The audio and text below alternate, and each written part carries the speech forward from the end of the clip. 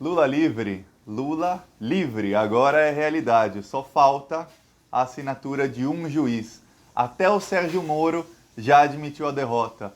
O Sérgio Moro hoje falou que a decisão do STF tem que ser respeitada, que ele, obviamente, o juiz Eco não concorda, mas que tem que ser respeitada, ou seja, o Lula e outros têm de ser solto.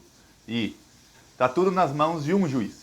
Isso pode ser hoje, pode ser agora, enquanto eu gravo esse vídeo, ele pode dar assinatura que deixe o Lula livre, ou pode demorar mais tempo.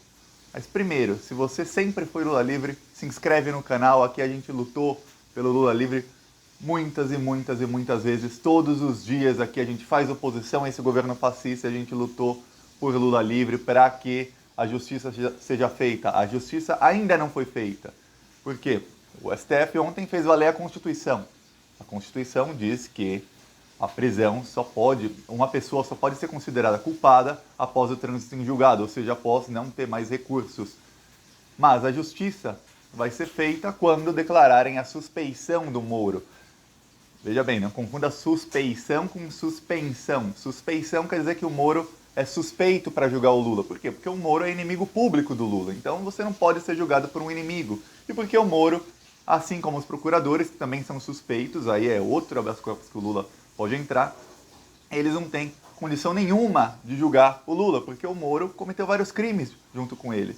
E o Moro foi chefe da acusação, o Moro ajudou o Deltan Dallagnol a cometer crimes, eles, os dois juntos, eles cometeram crime de prevaricação para puxar o processo do Lula aqui de São Paulo para Curitiba, tudo para que o Lula fosse preso. E hoje o Bolsonaro declarou que deve ao Moro, a atuação do Sérgio Moro como juiz, a sua ida à presidência. Então o Bolsonaro ele admite o golpe, ele admite que o Moro condenou o Lula, o Moro fez com que o Lula não pudesse ser candidato, ele fomentou o antipetismo, ele conseguiu fazer o golpe, porque na Vaza Jato mostrou que ele vazou um áudio do Lula. Logo que o Lula ia virar ministro para salvar o governo Dilma, o Sérgio Moro vazou um áudio do Lula que dava a entender que ele queria obstruir a justiça, e aí o Lula não pôde virar ministro, e acabou o governo Dilma. Tivemos o golpe, o impeachment, e depois, fomentando o antipetismo, com conduções coercitivas, com vazamentos de delações que eles sabiam que não tinham provas nenhuma e que não levavam a nada. Eles vazavam, mesmo antes da eleição.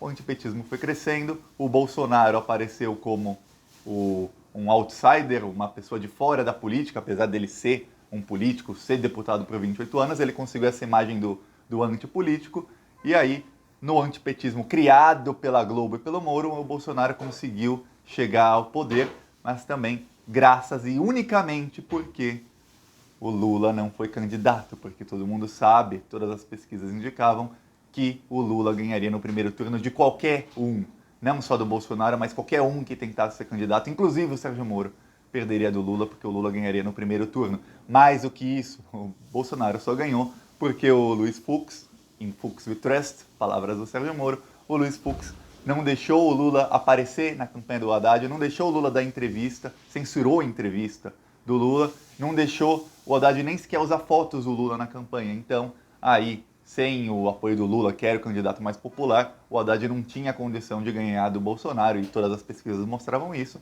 eles aproveitaram isso, e o Bolsonaro hoje admite esse golpe, admitiu hoje, disse que só é presidente graças ao Moro. Tem gente que está pensando, mas por que o Bolsonaro está tão calado? O Lula vai ser solto, o Bolsonaro odeia o Lula. Gente, o Bolsonaro precisa hoje do Lula muito mais do que nós, a esquerda, precisamos do Lula, cara.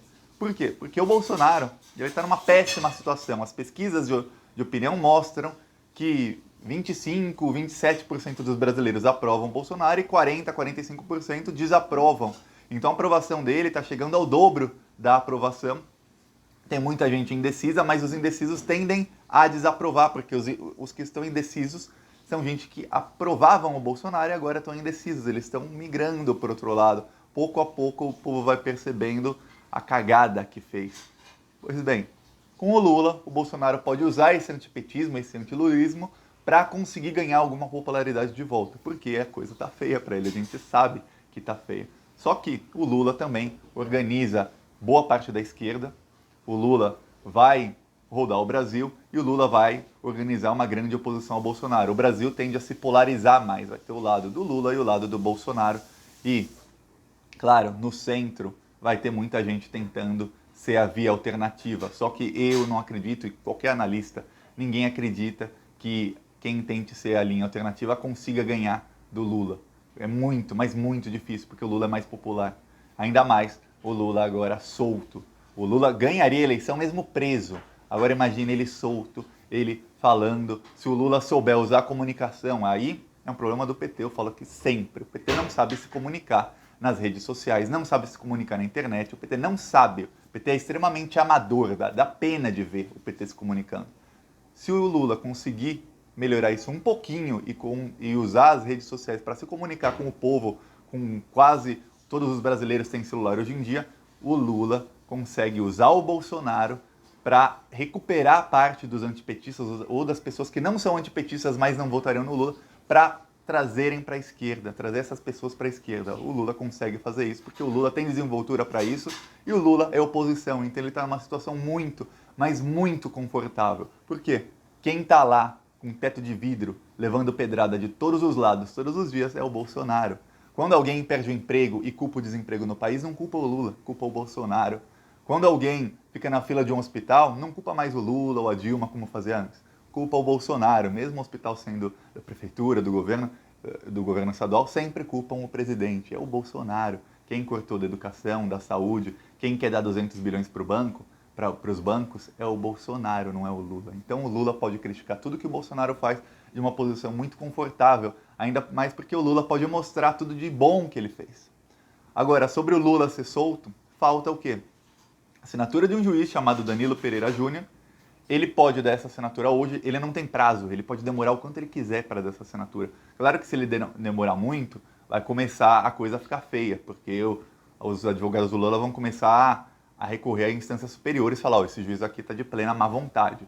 Mas ele também pode pedir para que os procuradores, Deltan Dallagnol, olha que piada que é o Brasil, deem uma opinião sobre se o Lula deve ser solto agora ou não. É ridículo se ele pedir isso. Mas por que ele pode? Porque o STF decidiu aquilo ontem, mas tem que publicar o acórdão. O acórdão ou seja, a decisão do STF. E isso demora até 2 meses.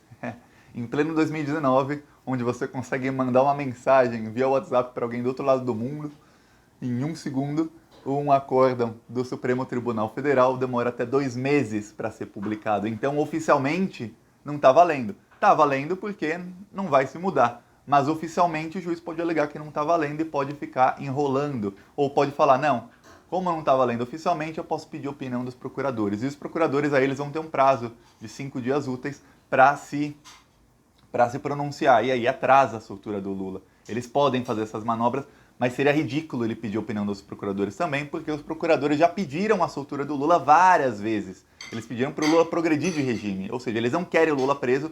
Eles inclusive usaram como argumento o fato de que o Lula está preso, custa muito dinheiro para mantê-lo lá na sede da Polícia Federal em Curitiba. Então, não tem como eles darem uma opinião contrária agora, que o Lula tem direito legal de ser solto. Então, se o juiz pedir, é só porque ele quer atrasar. Eu não acredito que isso aconteça. Todo mundo acredita que o Lula será solto hoje e que hoje o Lula dormirá na casa dele. É isso, nós esperamos por isso. Se acontecer, todos vamos comemorar, porque finalmente parte da justiça foi feita, a Constituição está sendo seguida e o Lula vai estar livre, porque, pelo menos os processos nos quais ele foi condenado, todo mundo sabe que ele é inocente. Nos outros processos vai ter investigação, aí ele prova se é ou se não é, se a investigação for séria, é claro, porque se for uma investigação como as que o Deltan Dallagnol fez, fica difícil, porque não tem como o Lula provar que é inocente se o procurador estiver em conluio com o juiz, se estiverem todos em conluio, como sempre estiveram. E é incrível ver como o STF teve 5 votos contra a prisão em segunda instância e 4 foram ministros indicados pelo Lula e pela Dilma, que apareceram na Vaza Jato, que é o Fux, o Barroso, o Fachin e a Carmen Lúcia. A Carmen Lúcia não apareceu na Vaza Jato, mas o hacker de Araraquara disse que ela fez piada da morte do netinho do Lula. E se todo mundo está indicando que o hacker de Araraquara é realmente a fonte das mensagens da Vaza Jato, então deve ser verdade que a Carmen Lúcia fez piada da morte do netinho do Lula.